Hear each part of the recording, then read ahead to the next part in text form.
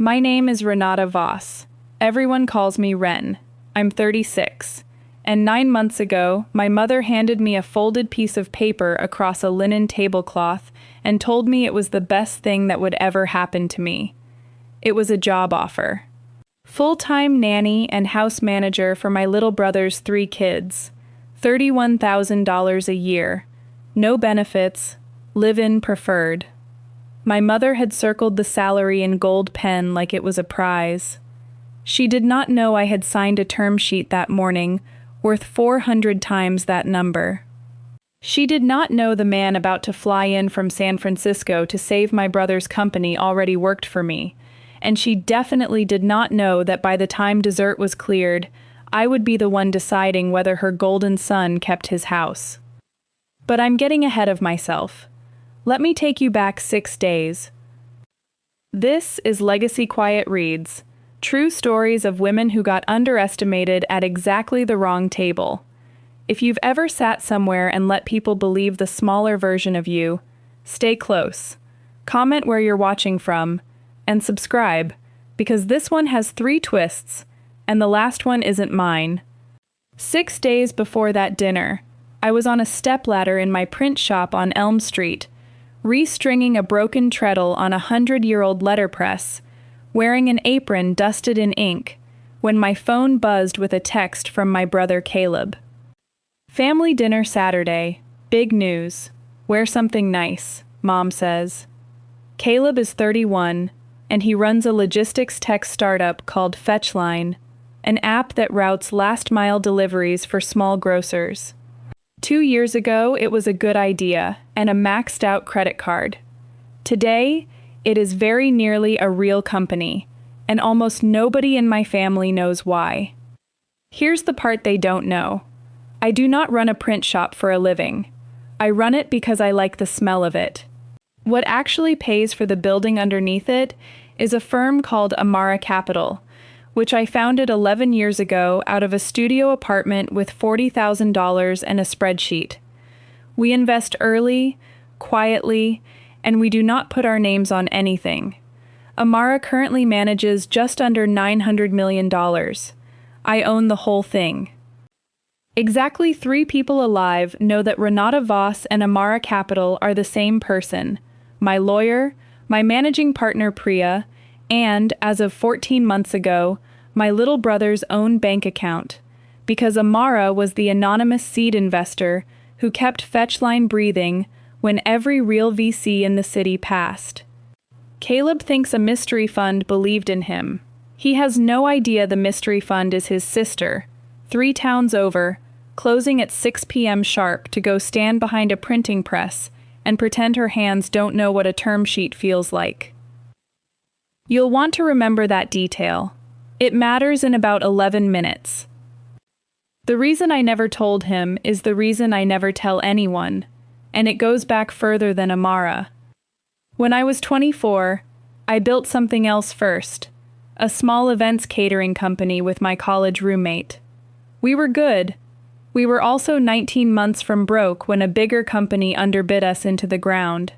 I came home that November with nothing but a lease I couldn't break, and asked my family, gently, if I could stay on the pull-out couch for a month while I regrouped.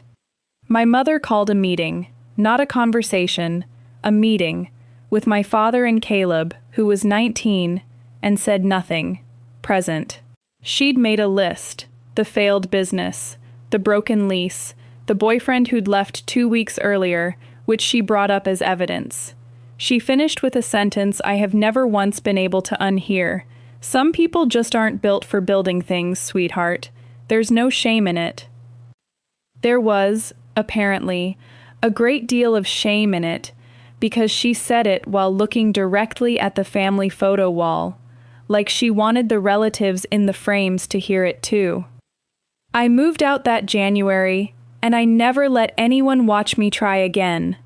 Not that family, not the men after, not even most of my own employees, who report to Priya and think the real boss travels a lot.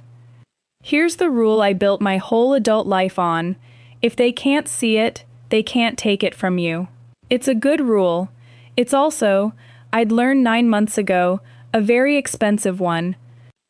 Saturday, 6 p.m., my parents' house. My mother answered the door already mid-sentence, eyes doing the quick inventory. Flats, no jewelry, the same gray coat I've had for 6 years, and sighed the sigh she saves for me specifically. You could have made an effort. Caleb's guests are important. Guests, plural. That should have been my first clue. The dining room had place cards. My mother does this now. Cream stock, calligraphy, a little title under each name if you'd earned one. Caleb's read Caleb Voss, founder and CEO. His wife's read Marisol Voss, and the sweetest little illustration of their kids' names underneath, like a hostess flourish. Mine said Wren, just Wren, no title. The card practically apologized for existing. By the fireplace stood a man I didn't recognize. Tall, silver at the temples, the specific posture of someone used to being the most important person in a room, whether or not that was true. My mother lit up introducing him. This is Dean Whitfield, Caleb's new lead investor. He's flying out from San Francisco just for tonight. Isn't that something? It was something. It was, in fact, the exact something I'd spent the last 3 days trying to prevent. Because 2 nights earlier, Priya had called me at 11 p.m. with a name attached to a red flag. Dean Whitfield wasn't Fetchline's investor yet. He was about to be. A term sheet for $2.4 million, closing Monday, at a valuation that would wash out Amara's stake to almost nothing and hand Whitfield's fund effective control of my brother's company. Priya had pulled his last 3 deals. 2 of the founders had been pushed out within a year of signing. I had told Priya to hold our decision until after the weekend. I hadn't told her why. I'm telling you why now. Because I wanted one more dinner as the nanny candidate before I became the woman who could end this man's week with a phone call. I looked at Dean Whitfield across my mother's living room, shook his hand, told him I ran a little print shop downtown, and watched his eyes slide off me completely. He didn't even ask what I printed. Nobody at that table would ask me a real question all night. That's the first thing I want you to notice, because it's the thing that made the rest of it possible. Cocktail hour was a small, ordinary cruelty, repeated. My Aunt Denise asked if I was still doing the little craft thing, patted my arm twice like I'd been recently diagnosed, and pivoted immediately back to Caleb's Series A. My mother explained, slowly, with hand gestures, what a valuation was, in case the print shop girl didn't know the word. Marisol asked if I'd consider helping out more, now that the kids were getting older, and used the word finally in a sentence about my future, the way you'd use it about weather clearing. I said that sounds nice to all of it, and somewhere behind my ribs, a very old, very patient part of me kept a running tally. It's a habit from the Ottoman days. I never fully broke it. Then my mother tapped her glass with a ring, the room hushed, and she made an announcement she'd clearly rehearsed in the car. We have a little surprise for Ren tonight, too, since we're celebrating new chapters. And that's when I understood the dinner had 2 agendas, and I'd only been briefed on the smaller one. Dinner ran long and glittering, and I remember almost none of the food, because I was watching 2 things at once: my mother's timeline, unfolding exactly the way group texts always unfold in these stories, a toast, then a gift, then a reveal, staged so I'd have no graceful way to say no in front of a room, and Dean Whitfield, who kept glancing at me with a small, private furrow between his eyebrows, like a word on the tip of his tongue. I didn't clock it at first. I clocked it the 3rd time, when he said, apropos of nothing, over the breadbasket, "You know, you have a familiar face. Were you ever in San Francisco? Portfolio conference, maybe 2 years back?" I had been. 3rd row, back corner, under a different name badge, watching his fund pitch a company I ended up outbidding him for by 4 hours. I smiled and said I'd never been west of Ohio in my life. He let it go, but he didn't stop looking. After the main course, my father cleared his throat the way he does when my mother has handed him a script, and read from an index card, actual index card, congratulating Caleb on officially becoming a real CEO now that Dean's money was closing Monday. Everyone clapped. Caleb, to his credit, looked faintly uncomfortable with the fanfare, the way people do when the applause is bigger than they feel inside. Then my mother turned to me, and the room's temperature dropped exactly the way it always does, right before she's about to be kind to me in public. "And Ren, we didn't want you to feel left out of the celebrating." She produced the folded paper, slid it across the table. Nanny and house manager, live-in preferred, $31,000, start date the 1st of the month, reporting to Marisol.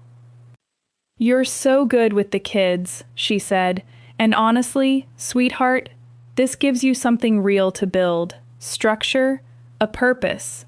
You'll finally have something to put on a card."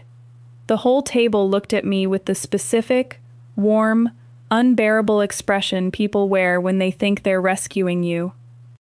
I looked at the paper. I looked at my brother's title. I looked at Dean Whitfield, who was 2 days from quietly taking my brother's company out from under him with a term sheet designed to look like generosity. And I understood, with total clarity, that I was sitting at a table where both of my siblings' futures were about to be signed away by people who loved the idea of them more than the actual people in front of them. I asked if I could say something first.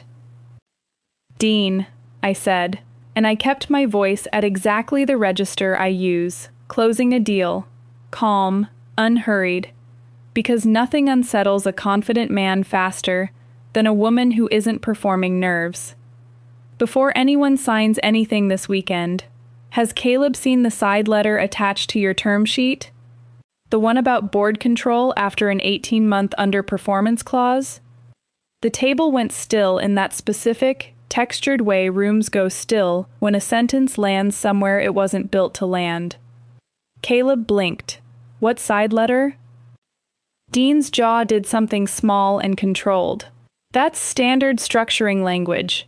I'd expect a print shop girl not to know term sheet language. No," I said. "You're right about that much." My mother's fork stopped halfway to her mouth. "Ren, what are you talking about?" I looked at my brother instead of her. "Caleb, 18 months from now, if Fetchline misses 2 consecutive quarters, which happens to almost every startup in year 3, that clause converts Dean's fund to majority board control. He doesn't need to fire you. He just needs you to have one normal bad year." "How do you—" Caleb started, and stopped, because the question underneath the question had finally arrived at the table, the way it always does, one beat too late for anyone to stop it. "Why does my sister know this?" I want to be honest about the next part, because it's the part I'm least proud of and the part that mattered most. I could have stopped there. I could have let it be a lucky guess, a rumor, something I'd read once. The fortress would have held. Nobody would have needed to know that the print shop closes at 6 so its owner can go home and run a 9-figure fund from her kitchen table. But Dean Whitfield was already looking at me the way he'd been looking at me all night, and this time the furrow between his eyebrows finally resolved into a memory. "3rd row," he said slowly. "Back corner. Yamada deal." "4th," I said, "but close." His face went through 3 separate colors. "Somebody want to explain what's happening," my father said, to no one, to everyone. So I did. "My name is on Amara Capital's registration, not Renata Voss's registration." I kept it off the letterhead. "Amara's been Fetchline's anonymous seed investor for 14 months, Caleb. I'm the mystery fund you thanked in your launch email. I know your board deck cold because I wrote 3 pages of notes on your last one. And Dean's term sheet doesn't just dilute you. it dilutes me into a position where I have no say in whether you keep your own company. So no, I haven't seen the side letter. I wrote the objection to it Thursday night, and I've been sitting on it, waiting to see if anyone in this family would ask me one real question before Monday. Nobody asked a real question, but nobody breathed either. My mother set her fork down with a small, precise click, the way you set something down when your hands need somewhere safe to go. "Amara Capital," she said. Ren, that fund was in the newspaper. That fund is worth more than this house, this street, and every house on it combined, yes," I said. And I want you to notice I didn't say it to hurt her. I said it because it was Tuesday afternoon true, and I was tired, in my teeth, of being the only person at that table who'd never once been asked a follow-up question about her own life. Here's what happened in the next 4 minutes, because they mattered more than the reveal itself. Dean tried the pivot every cornered man tries. Softer voice, hands open, let's discuss the terms privately. I'm sure we can restructure something that works for everyone. I told him the restructure was simple. The control clause came out entirely, or Amara exercised its right of first refusal and took the whole round ourselves at the original valuation, and he could explain to his own LPs why he lost a deal to the founder's sister at a Christmas table. He took the deal out. Both hands, no negotiation left in him. My brother didn't say anything for a long moment. Then he did something I didn't expect. He didn't thank me. He looked, instead, almost angry, in the specific way people get angry when they've just realized they've been protected without their consent. 14 months, he said. You let me think I built this on my own for 14 months. You did build it, I said. I just made sure nobody could take it from you before you finished. That's not the same as telling me, he said, and he was right, and I sat with that. My mother recovered the way she always recovers. Fast, warm, total. She was up out of her chair reaching for me before Dean had even left the room, already rewriting the last 10 minutes into a story she could be proud of. My brilliant girl. I always knew. Didn't I always say she had something, Frank? I stepped back. One step, small, complete. No, I said. You didn't. 2 hours ago, you handed me a nanny contract because you thought that was the biggest future I could hold. The only thing that's changed since then is a number. I was always somebody, Mom. You were just waiting for proof. She didn't cry, not right away. She did something harder. She sat back down, quiet, and looked at the folded contract still sitting by my plate, like she was seeing it for the first time. I picked it up, folded it once more along its crease, and set it in the middle of the table where anyone could reach it. The answer's no, I said, not because the job's beneath me, because you never once asked me what I actually wanted to build. You just assumed it was smaller than his. I didn't storm out. I helped clear the dishes, because old habits don't leave just because the room does. My father walked me to my car afterward, hands in his pockets, quiet in the way he gets when my mother's noise has finally stopped filling every gap. 14 months, he said, echoing Caleb. You've been carrying that boy's whole company and eating dinner at this table like a guest. I like being a guest, I said. Nobody expects anything from a guest. He nodded slowly, like that landed somewhere true and uncomfortable. Your mother's going to need a minute, he said. Maybe more than a minute. I know, I said. So do I. Here's what 9 months bought us. Dean Whitfield's fund quietly restructured out of Fetchline's cap table by spring. His firm's next 2 deals fell through, and I hear he's consulting now, which is what people say when a career has gone gray and small. Fetchline closed its real Series A in June, from a fund that had never heard of Amara, on terms Caleb negotiated himself, with Priya sitting beside him this time instead of me, because he asked her to, and because I finally understood the difference between protecting someone and letting them stand up straight on their own. My brother and I don't talk about the 14 months much. We talk about the 15th month onward instead, which is the one where he calls me first when something's hard, not last, not never. My mother has started introducing me at the store openings and the neighborhood parties as, "My daughter, she runs an investment fund. It's actually quite serious." And I've watched her catch herself mid-sentence more than once, hearing how much that sentence still needs the word serious attached to it to feel true to her.